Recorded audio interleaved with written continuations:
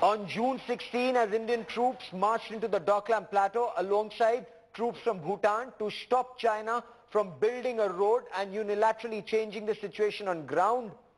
For over 70 days, China has been resorting to shrill and very provocative statements, trying to bully India. But New Delhi refused to buckle under Chinese pressure. This morning, the Minister of External Affairs quietly announced both sides were withdrawing expeditiously and simultaneously. On India First, we get you the inside story. After 71 days, the standoff at the Doklam Plateau, the tri-junction between India, China and Bhutan, is finally ending. India held its nerve in the face of some very shrill and desperate rhetoric from Beijing. Mature diplomacy between New Delhi and Beijing paid off, with both sides agreeing to lower the temperature at the tri-junction and simultaneously withdraw their troops. India today was the first to report India's big diplomatic victory. The first official confirmation of the de-escalation came from the Ministry of External Affairs. The MEA spokesperson in a written statement said, "In recent weeks, India and China have maintained diplomatic communication. During these communications, we were able to express our views and convey our concerns and interests. On this basis, expeditious disengagement of border personnel at the face-off site at Doklam has been agreed to and is going on." अच्छी बात है. That is what everybody wants. Shortly thereafter, the Chinese too issued a statement claiming India has pulled back all the trespassing personnel, equipment to the Indian side of the boundary. The Chinese side will continue to exercise its sovereignty, uphold territorial integrity in accordance with the historical conventions. They tried to use diplomatic means, they tried to use media, they tried to use international pressure, they tried to use psychic warfare. Everything in totality failed. And ultimately it is India and India alone which has won. Now what has happened is that both the countries have shown immense maturity in resolving it. And as a result, I think it is no time to claim diplomatic brownies point saying that it is our victory or their defeat or something like that. It is a victory for both the countries. Both India and China, however, silent on China's road construction activity at Doklam.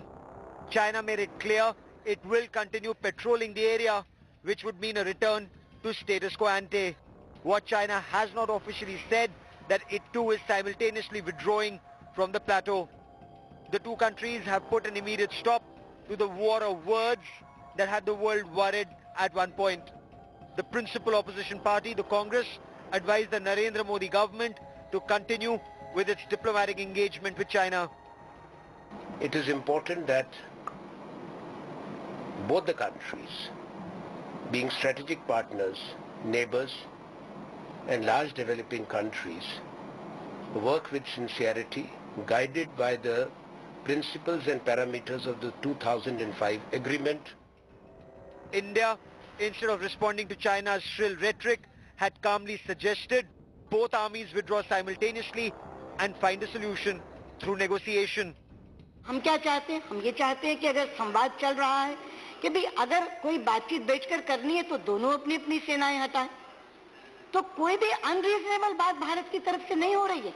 With eyes on the BRICS summit to be held in China in September, the resolution of the Doklam standoff seems to be to ensure that Prime Minister Narendra Modi and President Xi Jinping have a bilateral on the sidelines of the BRICS summit in a conducive environment, cooling tempers to ensure India and China have constructive and substantive dialogue on the sidelines of BRICS. Deputy journalist Pradeep Kumar in New Delhi, Geeta Mohan for India Today.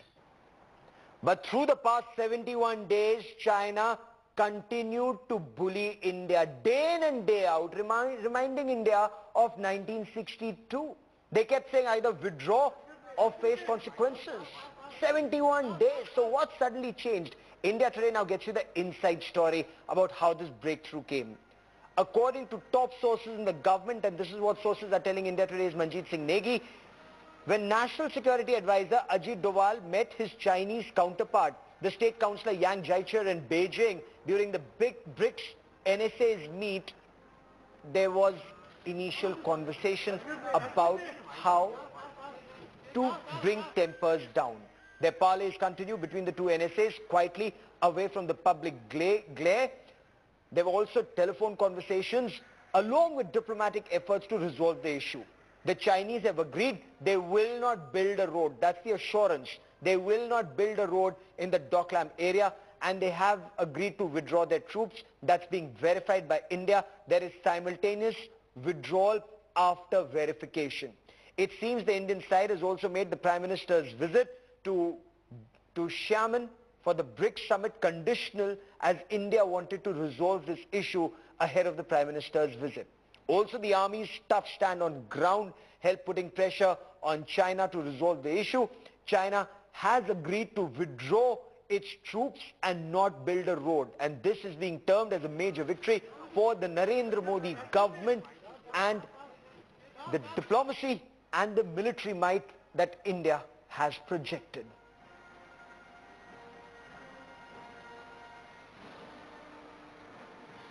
Now, the Indian withdrawal from the Doklam Plateau is almost over. The Chinese have also simultaneously withdrawn as many number of troops. The withdrawal began after a flag meeting between two commanding officers, two officers of the rank of full colonel, both on the Indian side and the Chinese side this morning. Then another flag meeting will be held over the next few days to decide on withdrawal from other positions that both India and China are occupying. One is at Yatung, the other is at Zong. That too are to be cleared after further discussions gradually. India Today's Anant Krishnan now joins me from Beijing. Geeta Mohan, our Foreign Affairs editor, with me in Delhi. Ambassador G Parthasarathy is our guest on the broadcast. He's the one who was in the Prime Minister's office when the 1987 Sundarongchu incident had happened. He also joins us on the broadcast. Also with me is my colleague Manjeet Singh Negi, who's been tracking all the developments in South Block. And Manjeet, I want to understand from you first. So what happened? How did this sudden change of heart happen in Beijing that they agreed to a withdrawal of troops simultaneously? Yes, Gaurav, as of now, Indian troops withdrawal almost over in Doklam, and Chinese also cleared out. But Indian troops to watch if full Chinese withdrawal.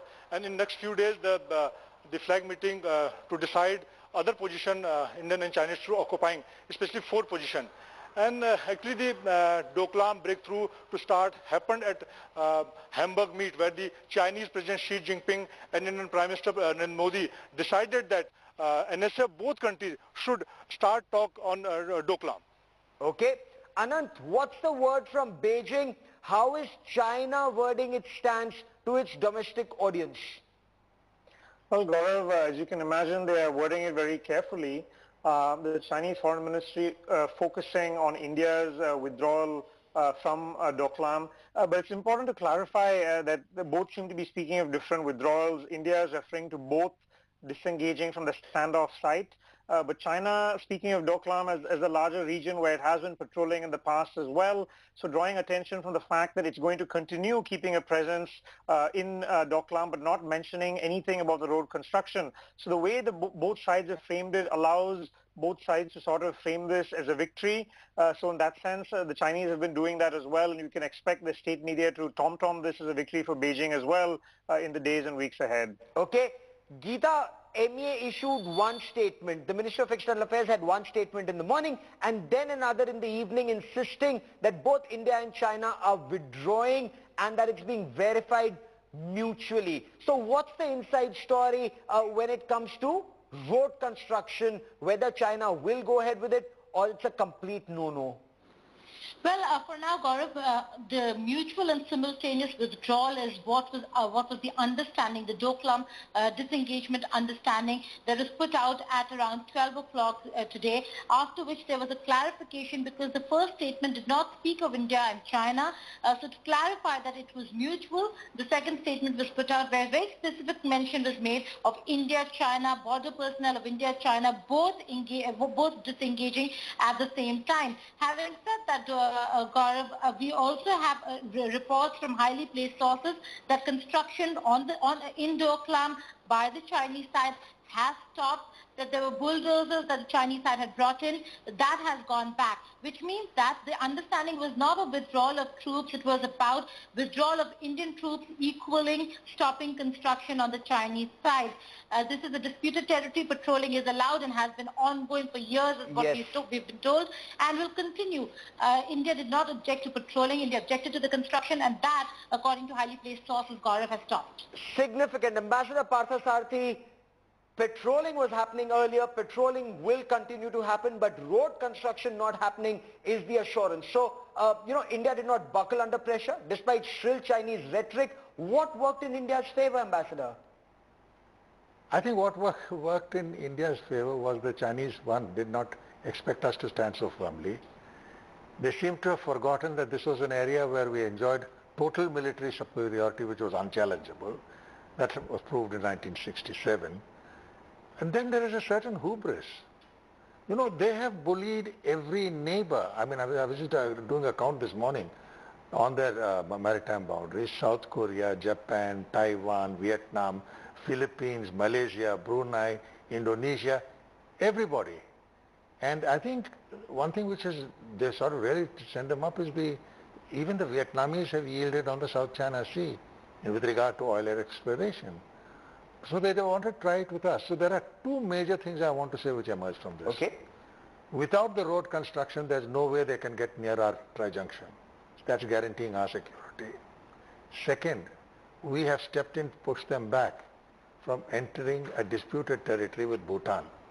Don't forget, we have fulfilled our treaty commitment to Bhutan. That's a very, very significant... Yes, and therefore, I think all our neighbors will be watching this.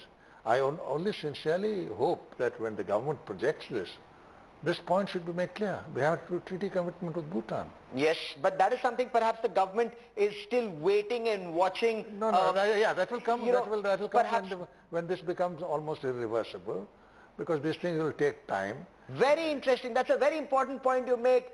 When this becomes irreversible, Anant, is there still an apprehension that perhaps after the BRICS summit, just now China may have listened to India, because had Prime Minister Narendra Modi not gone for BRICS summit, it would have been a major loss of face for China. Post the BRICS summit, is there an apprehension China could bring the bulldozers back once again?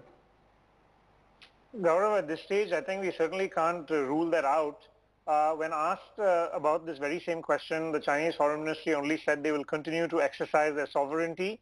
They didn't get specific about the road construction. They may still do that, given that surely people in China will probably ask this question, given that the Chinese government has, in these past 70 days, brought so much attention to this issue and fanned nationalist sentiment in China. We can't rule that out. And as Ambassador Parthasarathy mentioned, if you look at some of the other disputes as a case study, especially with the Scarborough Shoal in the Philippines in 2012, there was an understanding of both sides withdrawing, but ultimately the Chinese came back.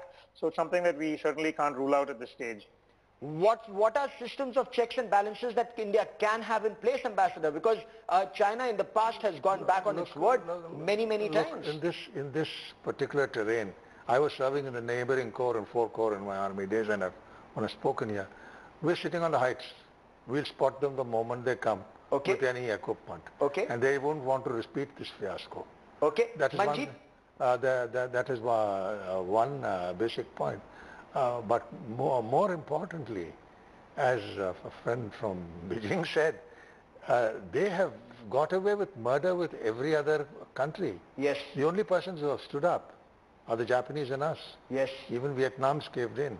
So I think this is a salutary message to the world that India will, one, not compromise on its security, and two, if it has a treaty agreement with someone, we'll stand by it. Okay. Big signal going out of India, but Manjeet, can India trust China? Two reasons. One, China in the past has proven it's not a very trustworthy ally. Two, if not at Doklam, China can try something maybe in Ladakh, maybe in Barahoti, maybe in Arunachal Pradesh. So India now needs to be prepared all along the 4,000 kilometer long LAC.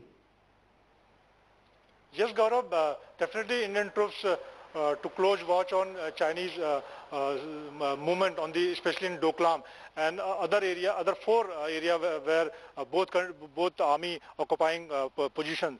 So Chinese Indian army closely watching other movement of Chinese army, and especially in next flag meeting, both countries will decide how they will go further in Doklam and other area.